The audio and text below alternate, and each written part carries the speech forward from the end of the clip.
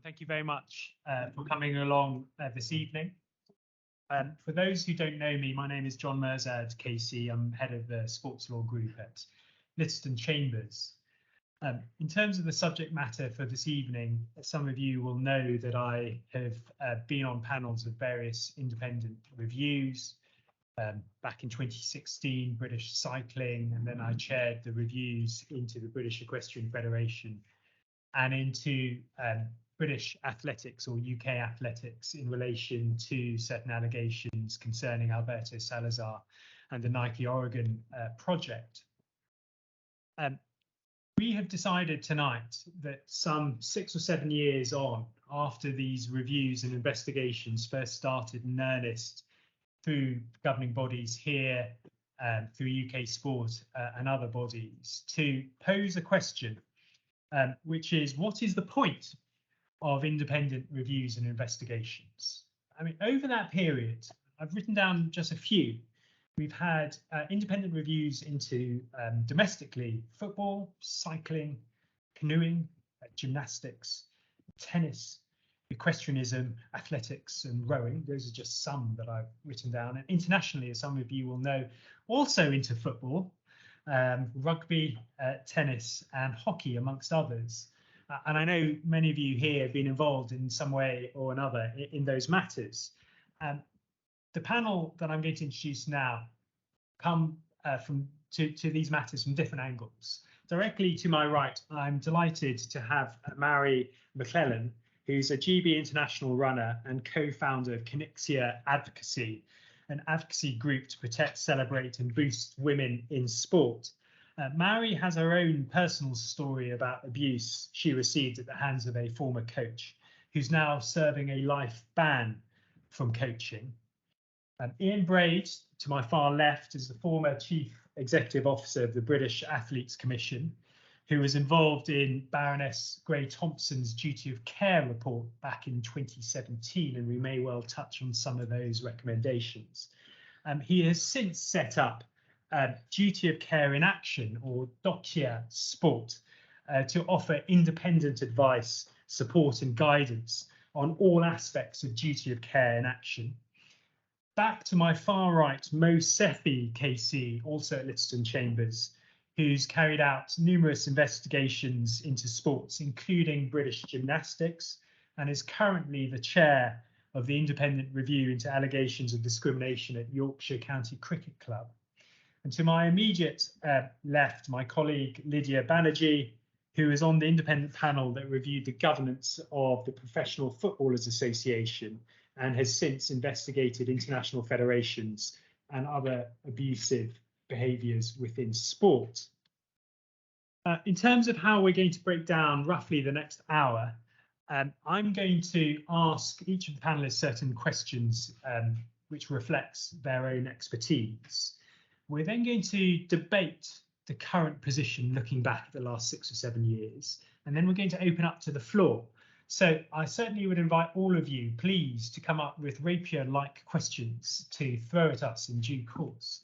But let's kick off with Mhairi.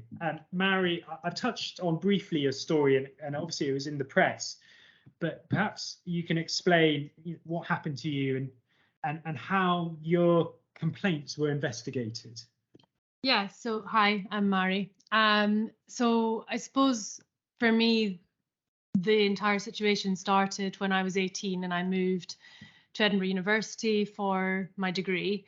And I joined what I had understood to be an independent coach, so that wasn't attached to any club, on the recommendation of my home coach. So this was somebody who was known in the sport. And it's true that when I first joined that group, some of the behaviours seemed really odd to me. Things like immediately asking me about my menstrual cycle, immediately wanting to check the alignment of my hips within 5 minutes of meeting him. And I remember asking the older athletes, is this normal?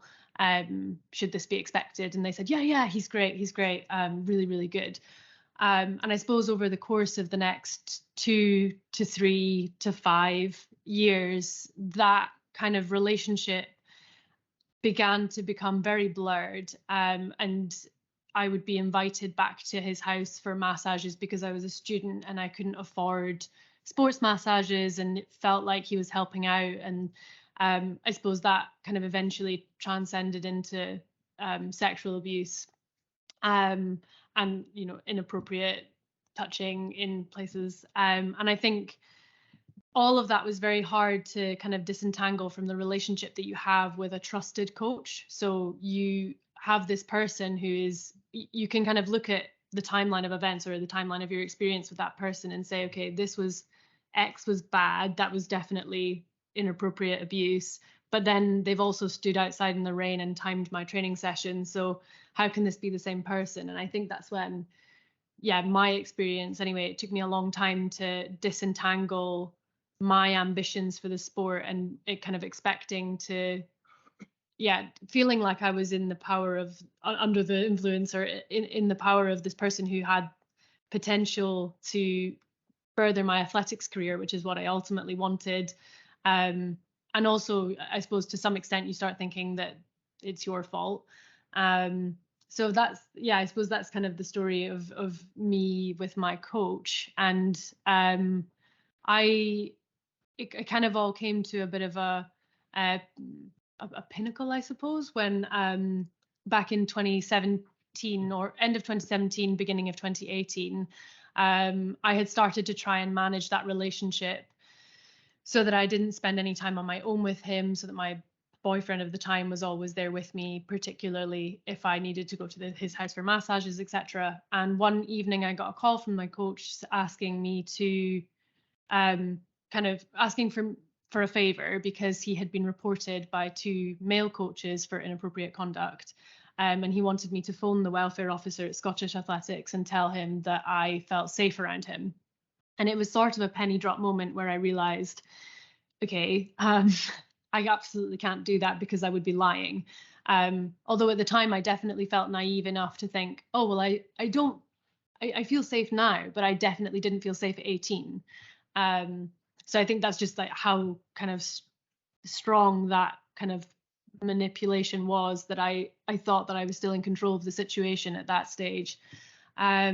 So I suppose following that call, I left, and that initial complaint that was put in by 2 male coaches didn't lead anywhere.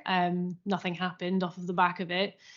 And it wasn't until a whole year later, I was contacted by 2 younger athletes who had been coached by him alongside me, and they said that they wanted to make a complaint, and they thought that I would know how.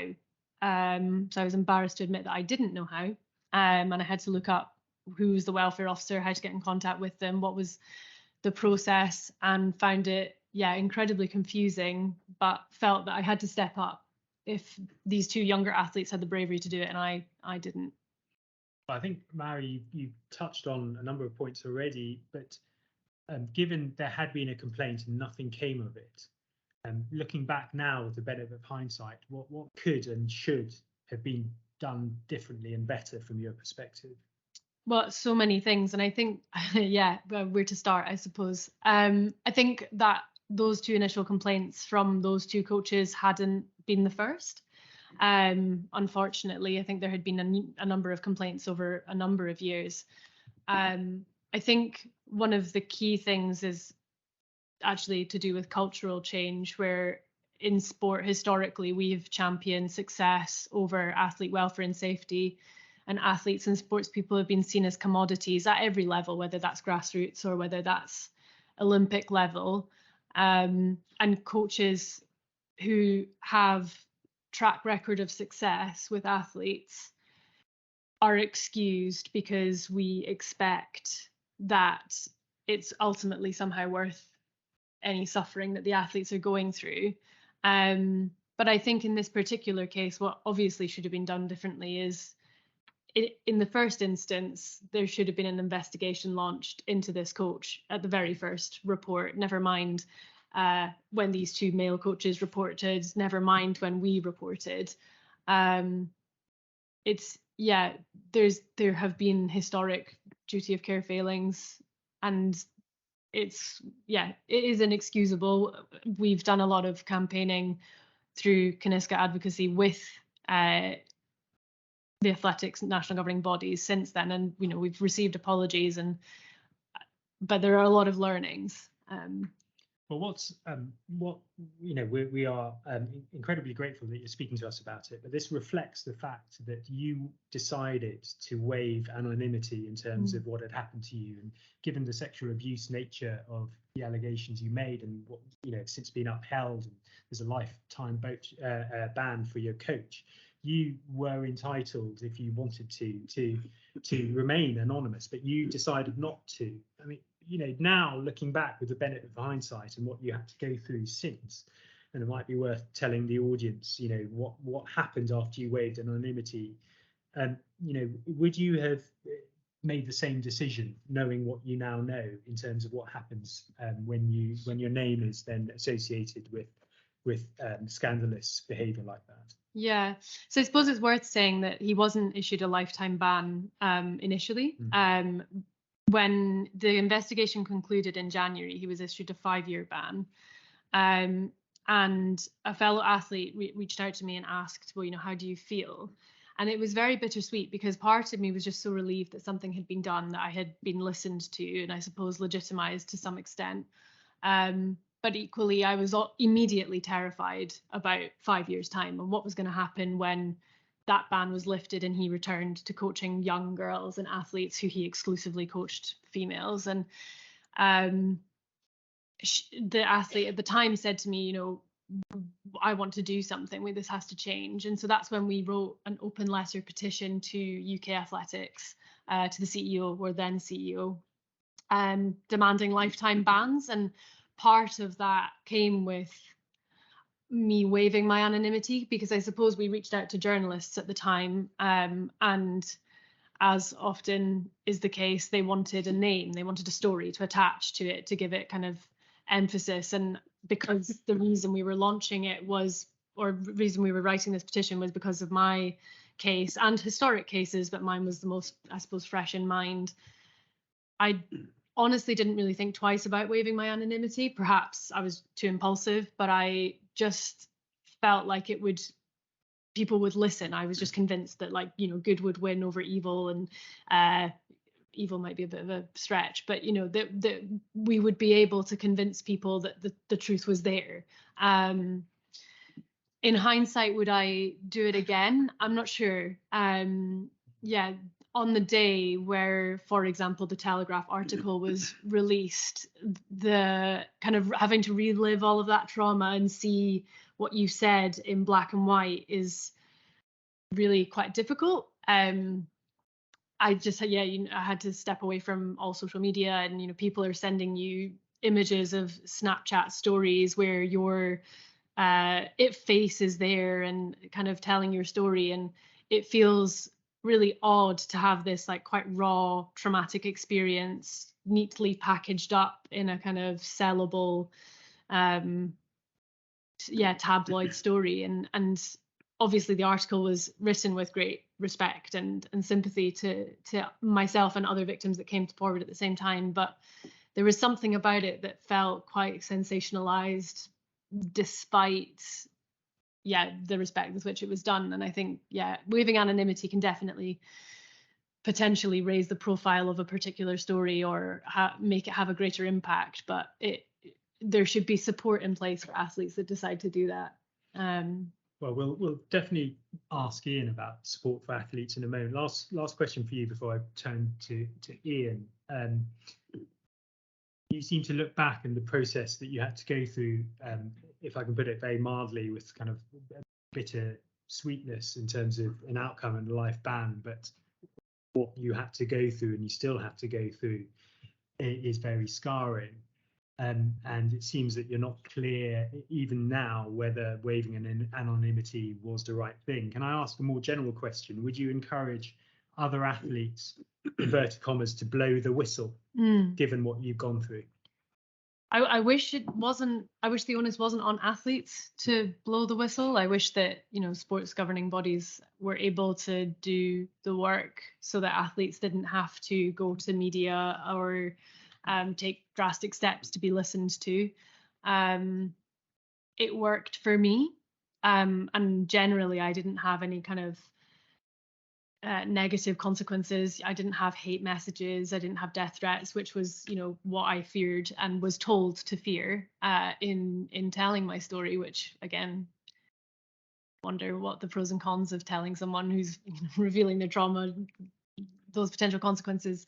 But yeah, I think it will always come down to a personal choice. I think it's making sure that if you do choose to whistleblow, you have a support system in place that can, kind of come around you and protect you when it does hit the press, so to say. I would never encourage anybody, or I would never push anybody to tell their story if they weren't comfortable. But if you feel frustrated or jaded with a lack of action, then yeah, sometimes it feels like the only option. Ian, I said I'd turn to you now. You've heard Mhairi's story. She's mentioned athlete support, and this not simply being a matter that was unique to Mhairi, but other athletes that were seemingly involved. Does that come as a surprise to you, hearing that story? Well, I was at the BAC for 5 years.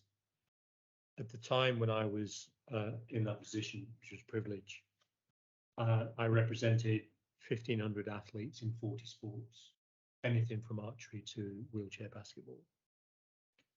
Nobody ever rang me up to tell me they were having a great time. There was always a problem, so this is of no shock to me whatsoever. And the response of Scottish athletics in this case also doesn't surprise me at all. I'm minded of one of the reviews that you mentioned, where I had 8 women. They were women with a disability, so they were Paralympians.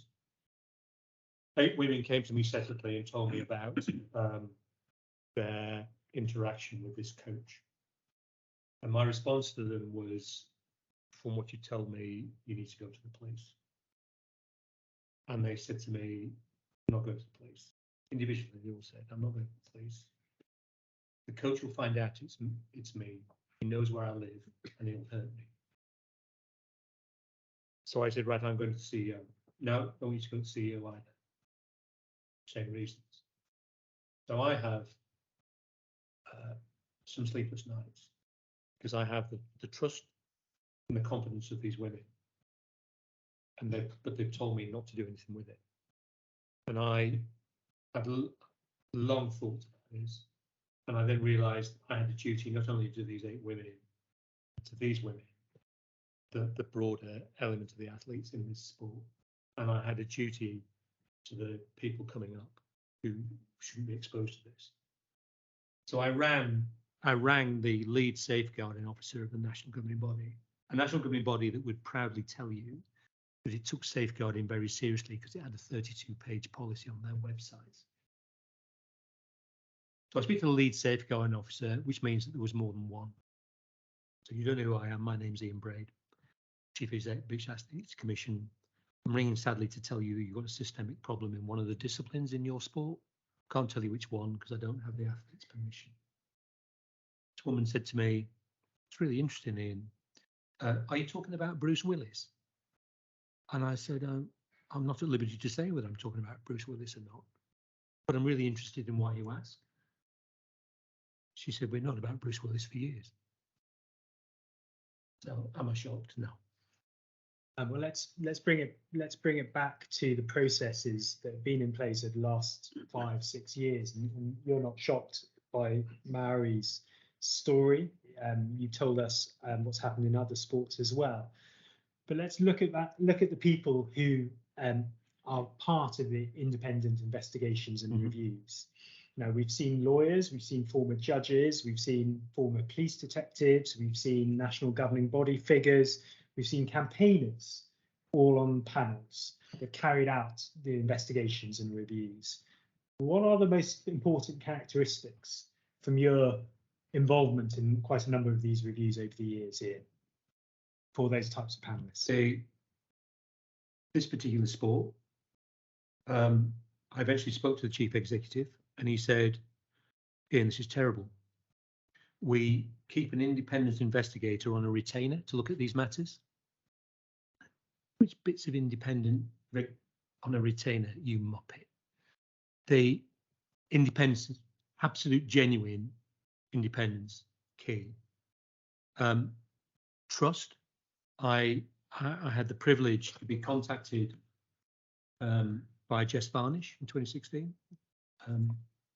She of being told by the great man Shane Sutton to go away and have babies, etc. Her first comment to me with broken voice, "Who are you again? I don't know who to trust." Trust, huge. Empathy, I think, is very, very important. I had the privilege when I was at the BAC of sitting on the management board at Sport Resolutions UK, an independent organisation. We should be trusted more, in my view. And I asked if I could sit through an appeal to understand what it was like for the athlete. And I got involved in, sat at the back of an anti-doping appeal against a boxer, guy who fought out of Sheffield, has been, etc. Old school, came down with this barrister, and they were like, "Oh, you're all right, mate. How's it all going?" You know, dead. I'm supposed to be Broad Yorkshire, but they were talking to me, and they were talking to each other like that. And then the panel came in, and this barrister changed and started talking in the language that you guys are very familiar with and using.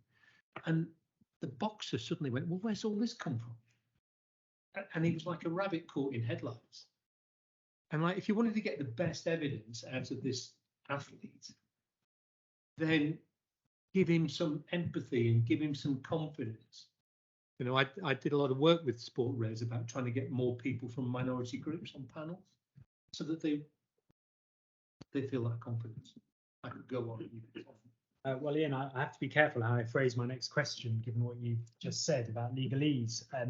But the sports world and the sports legal world is a very small one. If I look out in the audience, I recognise the vast majority of people here, and many I've worked with, some been against, but we are, in inverted commas, palling, you know, in a professional sense. What does independence, in your view, really mean in terms of investigations and reviews? Well,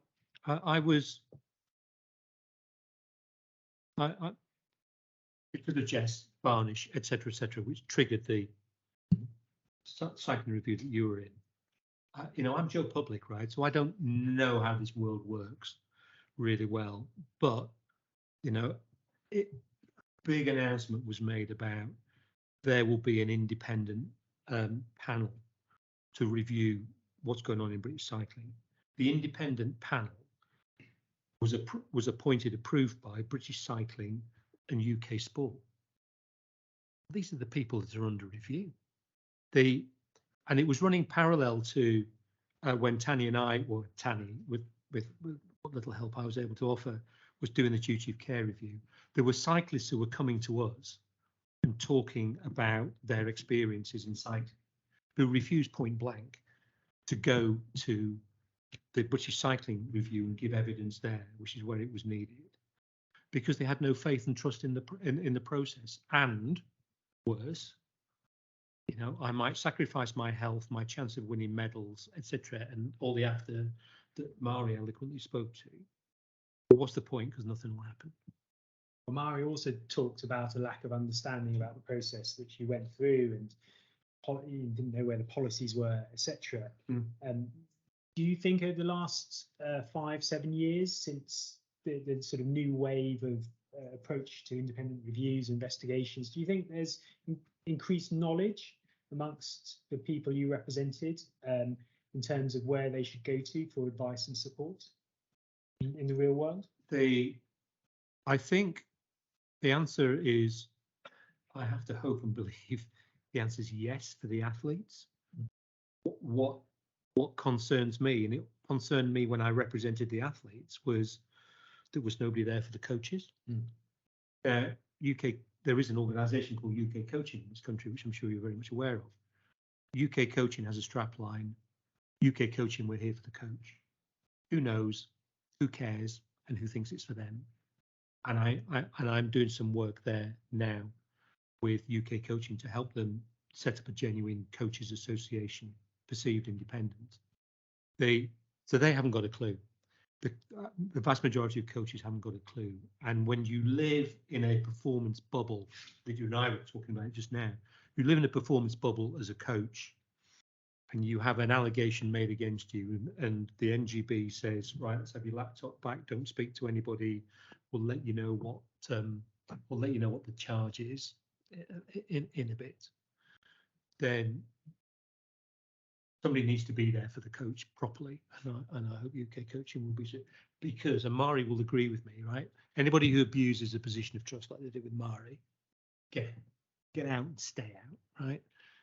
But we also need to safeguard great coaches and keep great coaches in the sport as well.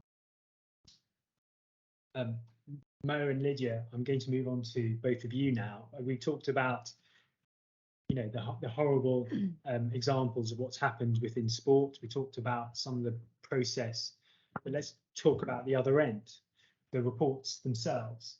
You've both been involved in these processes.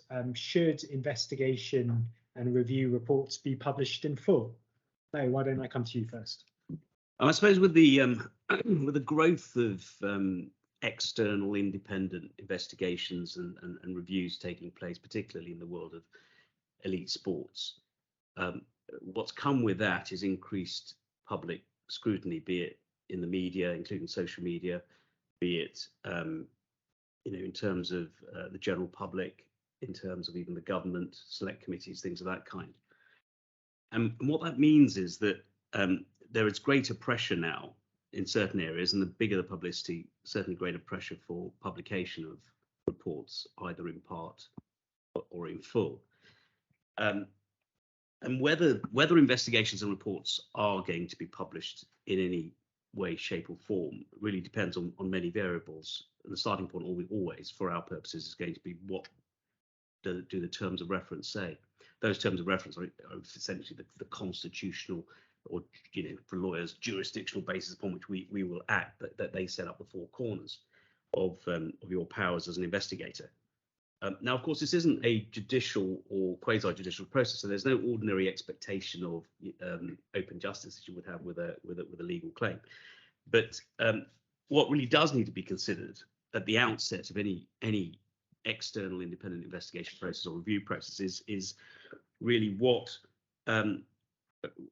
kind of a process are you hoping to undertake here? Is this a investigation into specific allegations of wrongdoing against an individual, or is it more of an exploration of a general review into some policies, practices, perhaps even sporting institutional cultures?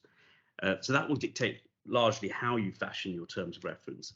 And then, of course, you need to be thinking about the nature of the scope and purpose of the exercise, because if it's an entirely internal process, in other words, if an external person like myself is being asked to conduct an internal disciplinary or grievance or process of that kind, it's likely to remain confidential, because there'll be all kinds of potentially employment obligations at stake between employer and employee, for example, or between the governing body and the sports person. So it really does depend on the scope and purpose of the exercise. But of course, if the exercise arises as a result of a lot of public anger and complaints that are registered with sporting bodies, that increases the likelihood of there being a greater public interest, and with greater publicity comes a greater public interest. When politicians and other bodies get involved, it increases the pressure on an expectation that matters will be reports will be made public in some way, shape or form. And of course, that can also depend on who's commissioning the report. Is it an employer? Is it a governing body? Is it a governmental body or some other organisation? Sometimes also you've got to think about real world factors. Is it the case that the kind of process that you're investigating and the report that you're going to be producing, is it likely to get leaked, for example, to the press? And if that is the expectation at the very beginning, you might want to fashion your terms of reference in a way in which you can ensure that there will be some level of publication, which satisfies certain constituencies, but also protects the interests of those participants in the process. Let me just hand over to Lydia to make some observations as well. To think about what it's for, because obviously if it's part of an internal investigation that might lead to disciplinary proceedings, we don't necessarily want to be playing that out in the public domain and prejudging the outcome of those disciplinary proceedings. And sometimes the public are not very patient in waiting for these different processes to go through. So I think it is quite important to be clear on that. But I also think transparency is really important if we want people to participate in these things. There's quite a cost to athletes and indeed to coaches. If you do like a governance review, you're speaking to stakeholders across the organisation, and there's quite a cost to those individuals potentially, and a fear in, if I speak, is that going to lead to repercussions, etc., etc. And they don't want to put themselves through that if there's not an outcome at the other end. And I think having some kind of outcome which is shared with people who have participated, or even those who might have participated, because we don't want to necessarily reveal who has participated, is a really important part of ensuring confidence in the process and future participation.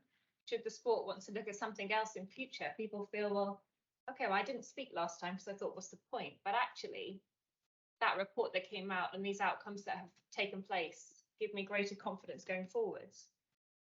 I think it's really important, though, to bear in mind what people have been told when they come to speak. And this is where Mo's point about getting terms of reference right is really important. Are people told this will be handled anonymously, nothing is going to be reported? In which case, how are you going to ensure that even if there is a leak, that anonymity is protected? And if that's not the case, you have to be very clear with people about what is going to be reported. And that's why some of the organisations that I've worked with haven't really thought about this, particularly some of the smaller organisations, who think to themselves, well, no one's really particularly interested in us. And you don't know what people are going to be interested in, because you never know how you're going to fit with a wider narrative that somebody's wanting to promote. And so then after the event, they're trying to think about which bits to publish, and that's completely the wrong way around. You really need to give some thought to it at the beginning and get in place kind of confidentiality agreements or some sort of form of wording. I would say that when it comes to leaks and publicity, I thought the White Review did it very well by having a website which clearly said, we'll give another update on this date. Okay, well, we'll wait for the next update because we know when it's coming, and they delivered an update on that date. It wasn't necessarily the full report, but it was an update. And in doing that, they managed to control some of that kind of media speculation around it and enable them to sort of deliver on it. And I think that if you're particularly in a high profile area, that's a really good way of just managing that fear of leak or the risk of leaks, and also some of the publicity that's swirling around out of your control. Mo, let's talk about confidentiality and anonymity in a little more detail, because there seems to be a direction of travel within the sporting legal world. If I think about Claudia Peckstein in challenging the CAS, and the CAS code was then amended so that any disciplinary appeal could be heard in public if an athlete wants that. We've now recently heard that the ECB has decided, subject to appeal, that the allegations concerning Azim Rafiq will be held in public as well. In your experience, do contributors actually want their contributions to investigations or reviews being heard in public? I think there's no clear answer or simple answer to that. It's not obviously black and white. It very much depends on the particular complainant, the particular witness, and the particular circumstances or industry and events in which transpire around the complaint process. Many want their allegations or witness testimony to be made public. They want some public vindication. They may or may not be entitled to that. Many do not, and those that don't, some of them have very, very good reasons of personal sensitivity and personal confidences, which might justify anonymity. But when it does come to anonymity itself, it must be said that witnesses may not cooperate with unless anonymity is maintained, and they may demand that type of undertaking from you, and you might not always be able to provide it. Anonymous witnesses can often helpfully lead to a trail of quite relevant and probative evidence, and lead to other witnesses who are willing not to be anonymous So they can serve a really useful purpose, even if they want to maintain anonymity. But sometimes you can't maintain anonymity in order to adequately and effectively investigate whatever the complaint might be. So it is difficult often to maintain anonymity, whether the person wants it or not. And anonymity itself can hinder the investigation process. Sometimes it can render it toothless, and you have to take a judgment call and deal with it appropriately. And it's worthwhile also appreciating that when it comes to if something is likely to result in litigation, promises that have been made early on in the investigation process of anonymity might well themselves fall apart, because the disclosure process and subsequent litigation will often mean that anonymity won't survive that procedure. But it's also worth recalling that for those that don't want to take part or refuse to take part in the investigational review process, be it as a witness or otherwise, there's also a so-called process that most of you will be familiar with of Maxwellisation, whereby they need to be given an opportunity to comment on any adverse findings or determinations that are being made against them in the report or the inquiry report, in order so that they can respond to any draft criticisms that you might have of them. So I think there's no straightforward rule of thumb here. Every single individual circumstance needs to be treated on its own facts when it comes to requests for anonymity.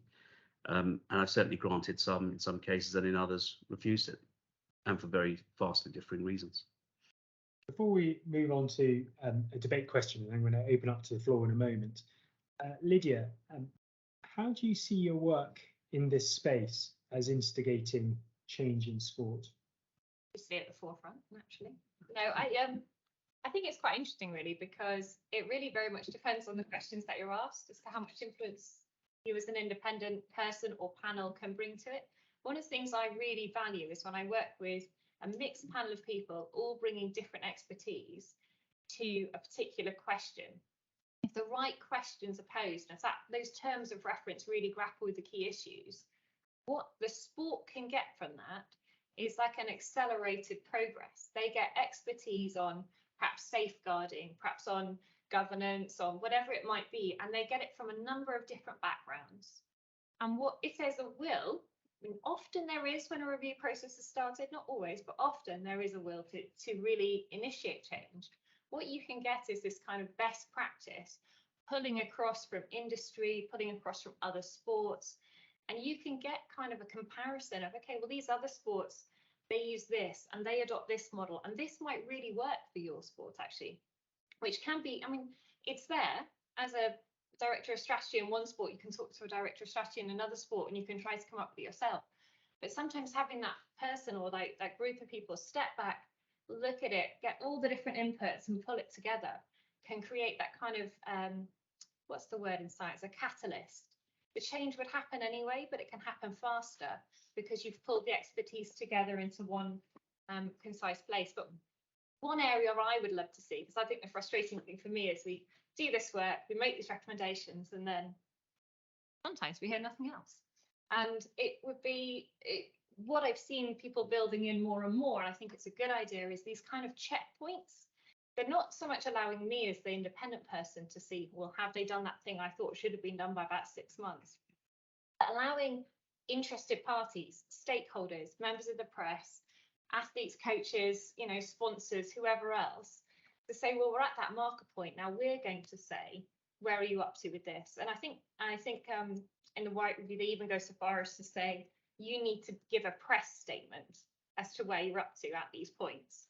And obviously they don't have to do it, but they've all said how wonderfully grateful they are for these recommendations. So it doesn't play well if they then turn around and say, yeah, we're not. So if they've got that public commitment to update people, then that just helps keep that initial impetus there. And I do think, it's not me that made the change. There was a good reason why the PFA came to Naomi and Bogan and the panel to actually move things forward. But if you look at the organisation pre and post, there's a big change there, and that's encouraging. It can be part of a really positive narrative sometimes. Well, that's a positive end. I'm going to pose a general debate question to the entire panel, then I'll ask Lydia to take the roving mic around. But come on, the cynics will say that independent reviews are a great way that's been used in other areas of the world to bury bad news.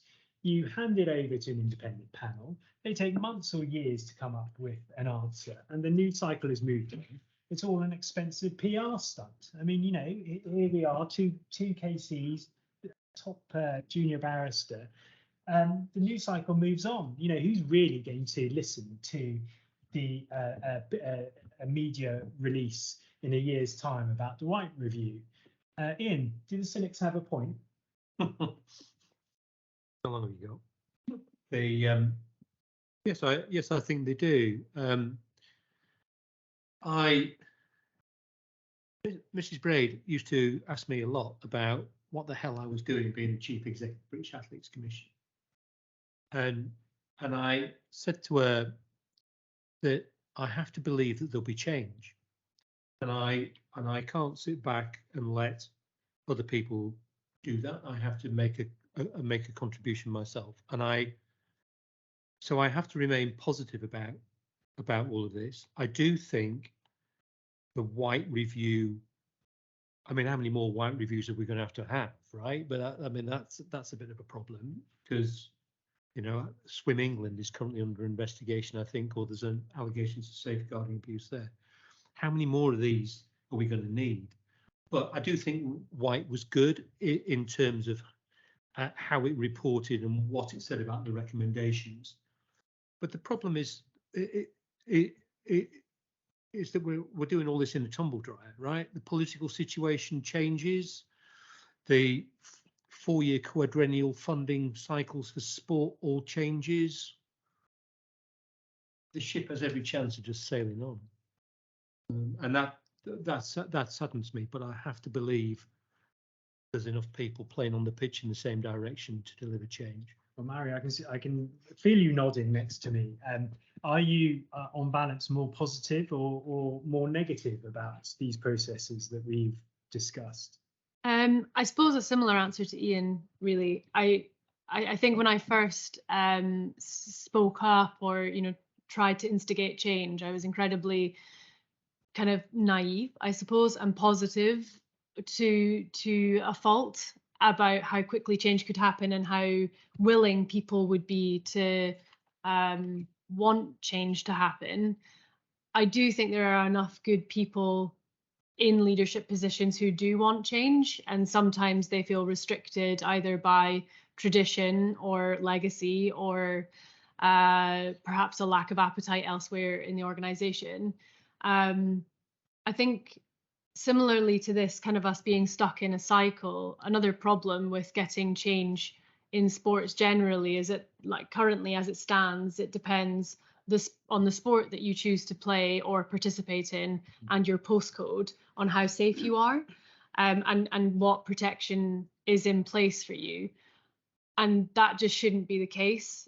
We can't be playing with people's fancies on what sport they end up into their general kind of safety and well-being, and we have to have some sort of way of ensuring that there is at least a minimum standard of care, and that minimum should be incredibly high. And there's also so much of it is tied up in funding as well. You have small national governing bodies. The other week we met up with Scottish Archery, and their CEO works 2 days a week, and that's not their fault. That's just that it's a small sport. How on earth are they supposed to deal with a massive claim if it comes in, or a complaint that comes in that's going to cost them hundreds of thousands of pounds in lawyers' fees? They just simply can't. So what support is in place for organisations like smaller national governing bodies that are just simply too small? But it's true. I do think that I think that in private investigations and independent investigations do provoke positive change. Athletics have, for example, overturned a lot of their safeguarding and policy procedures since I spoke up and since our kind of organisation has continued to work with them. How much of it ends up having long-lasting impact. Well, who knows? And you know, there's definitely still things to be worked on, but there seems to be an appetite to want to listen to athletes, and there seems to be an appetite to want to put the right things in place. But these things they take time. I think the key is to make sure you ask the right questions at the beginning. Because I think if you leave a really broad question, what you'll get is a really broad answer, which doesn't help. And it's that you can take a long time investigating and come up with nothing. But if you're looking to avoid the PR stunt, you need a focused brief, and you need a clear time frame, and you need to keep people accountable to it and work to it. And then it can be a really useful tool. But if you ask for you don't phrase your questions at the beginning, you'll get a hopeless answer, and there you are, nice PR stunt, very expensive, great for the lawyers, but not so good for anybody else. I mean, the other thing is, of course, depending on the number of allegations, the more serious the allegations, I can see on the one hand, it's a bit like justice delayed is justice denied, so, or justice buried for a period of time whilst the press can't comment and a due process of a confidential nature has to take place.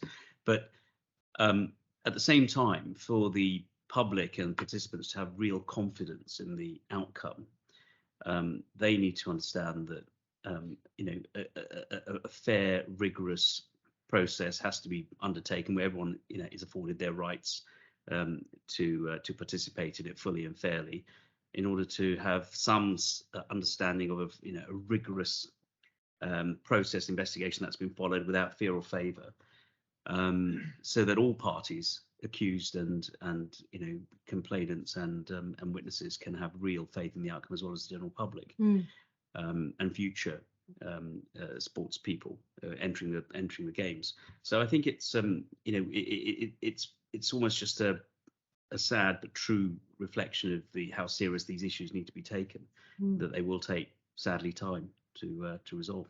Yeah. Well, let's open up to the floor. Don't hold back with your questions. I'm going to say a prize for the first one, but I've got to be careful about making that offer. Are there any questions from the floor at all? Yes. The mic is going to come along. If you, just for the sake of everybody here, wouldn't mind introducing yourself as well. Hi, I'm Jo. I'm from Northridge.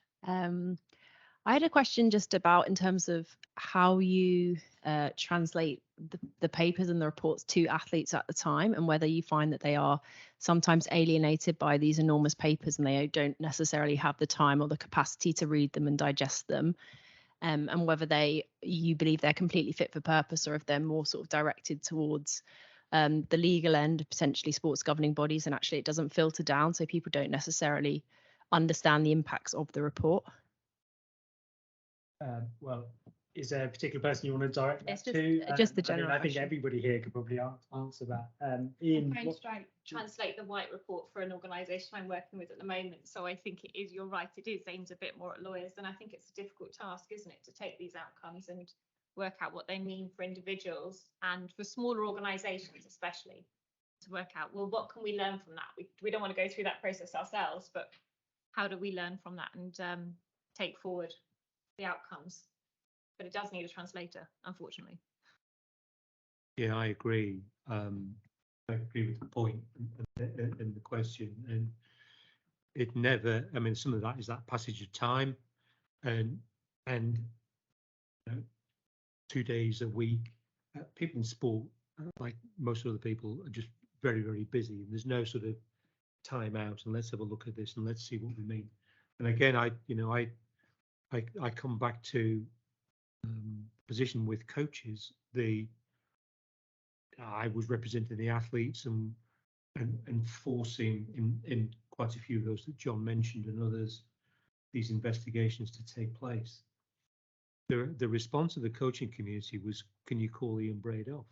Well, it wasn't about that. If you were a great coach, doing great coaching, I was trying to protect you as well. It just was getting rid of the people that were bad. So it isn't necessarily a PR stunt, but it's a little bit of tick box compliance. You asked for a report, you've got one, and then you're back to the point about reviews and recommendations, and there's nothing that's done because Olympics in Paris in 2 years' time, or the Commie Games in Melbourne. So it could be done better, but I'm not sure who by. But it needs to be understood by athletes, coaches, stakeholders, because they're the ones who need to enforce it. You need to know where to raise your complaint. You need to know who and how these processes work. And so if the recommendations are not understood, like I said, we step away, we disappear out the picture. So the very people who need to be the ones holding the organisations to account, if they don't understand those recommendations, it's completely meaningless. And so there does have to be, as people writing reports, we do have to have in mind, at least the recommendations parts need to be in everyday language. They need to be very clear what the expectations are. And they need to be something that you don't have to be a lawyer who's read the other 100 pages to understand what's actually being asked. And I suppose one of the recommendations ought to be in simple language, how the organisation will bring these recommendations to the attention of individual athletes, for example. Yeah. Just to echo what's already been said, but there is a huge disconnect between sports governance and then sports members. So, athletes, coaches, parents, volunteers. And so often, if you're looking at a smaller club in the Lake District or in Shetland, they have no idea. A lot of the children don't even know what Scottish athletics is. They've never heard of it. They just know that they go down to a club on a Tuesday night and they train with a coach or whatever. And I think, when these big reports are made, it is so important that there's some function within each organisation that has a report done or a review done, taking care of the communications aspect of taking those recommendations in that report and making sure that it does filter down into the grassroots levels of the sport, because we know that that's where a lot of the abuse happens and where a lot of misconduct is happening. So if they don't know, change can't happen. It has to come both ways. I've just had a good idea. There's a code of governance across sport that is administered by the sports councils, the people who do the funding, right? So I assume this hasn't changed. So every year you're held to account about what you're doing demonstrably about the code of governance in order for you to continue in your funding for the next tax year, etc. You could merge these two things together. You could say underwater basket weaving, you've had that review, the recommendations were this, put it into the code of governance to ask them to report back about it. Because the big answer is funding is everything. Well, Ian, going to spark a violent debate. Ian, you will know in the cycling reports that is exactly what we tie the recommendations to on a yearly basis.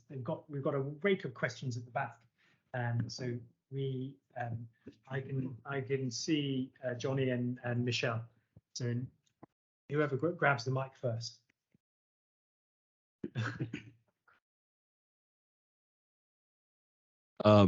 John, thank you very much for inviting us tonight, and I've enjoyed, although I found the panel discussion faintly depressing, to be honest.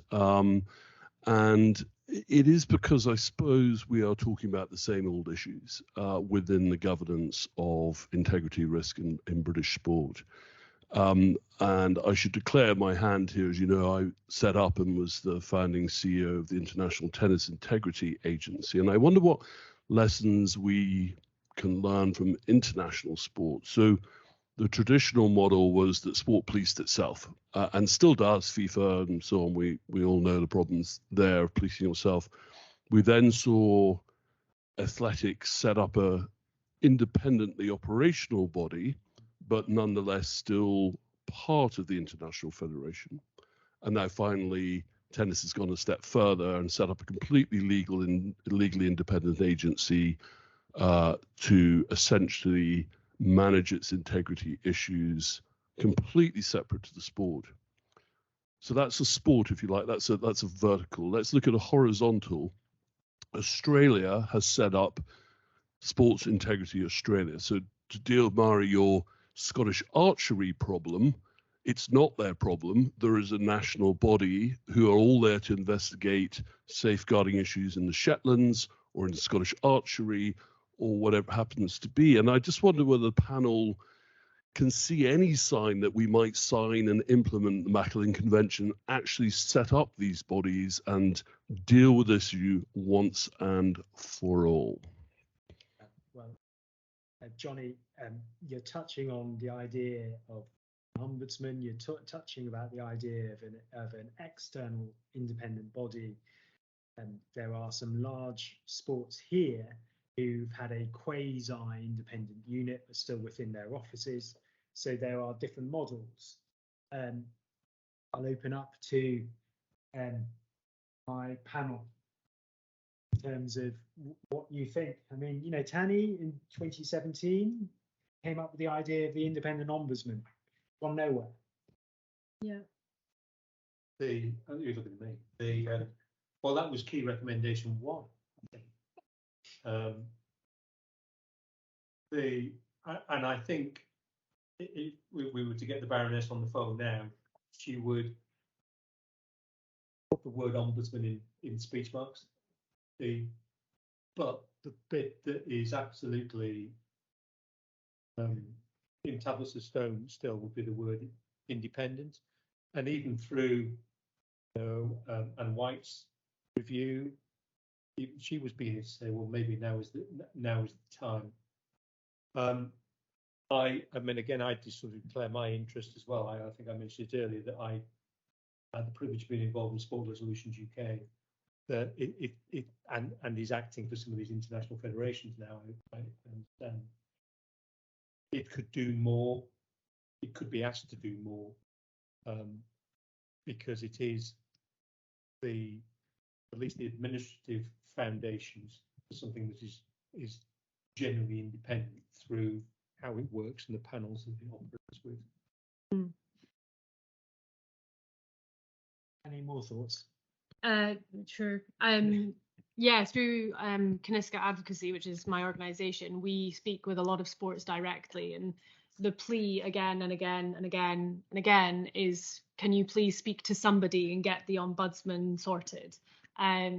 Obviously, we don't have that kind of power, but in conversations that we have with politicians, in conversations that we have with various stakeholders, it is, you know, how do we set this up and how does it get set up in a way that actually functions?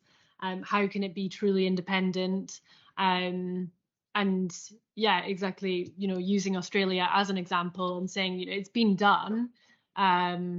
We have the Athletics Integrity Unit, we have the tennis association that you mentioned, and we have it as sports, which is disassociated, but having an ombudsman that would deal with all sports prevents that kind of situation that you end up having of a coach getting banned in one sport and hopping over to another. And you know, I obviously coming from a probably inexperienced, but then therefore perhaps, you know, fresh-eyed or fresh-minded about it, it's, you know, why hasn't this happened? Why can't we have a joined-up approach to this? Why does it have to be done sport by sport? And is it just because there is appetite in some sports and not others?